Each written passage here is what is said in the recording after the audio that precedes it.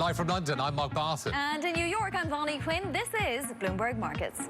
It's time now for Futures in Focus. Oil remains elevated in spite of the president's negotiations with Saudi Arabia to increase output. Let's bring in Bob Iaccino, founder at Path Trading Partners.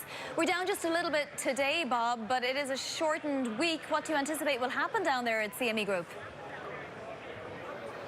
Well, I think we're going to see pretty light volumes. I think that's a little bit of theater of the obvious, though. It's a pretty important week, but all the important things, given the sort of structural strangeness of having that holiday right in the middle of the week, all these things happen on Friday, President Trump's tweet notwithstanding. The interesting part to me about that tweet is you're just seeing a little bit of early profit taking, especially in Brent. I mean, obviously that affects Brent. WTI production is kind of constricted by pipeline shortages and rail car shortages and the like. So I think we're going to see U.S. production be kind of capped. I don't think what President Trump did is going to change anything structurally, though. And we have got no confirmation from Saudi Arabia, number one. And number two, it takes a little bit of time to get 2 million barrels onto the market. So it's not something that should affect the contract short term. So are traders in a little wait-and-see mode, or will they have catalysts to trade on?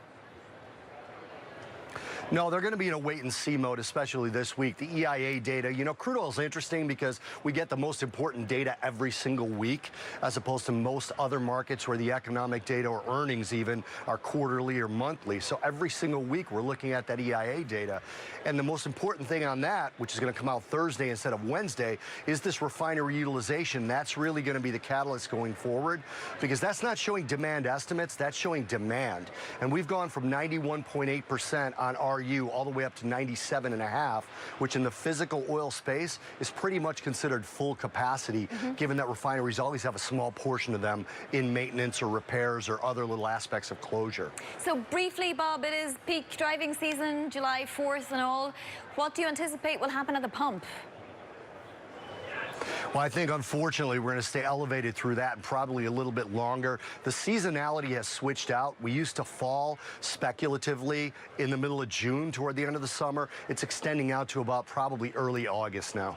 All right, Bob Iaccino, thank you for joining us. Bob Iaccino of Path Trading Partners.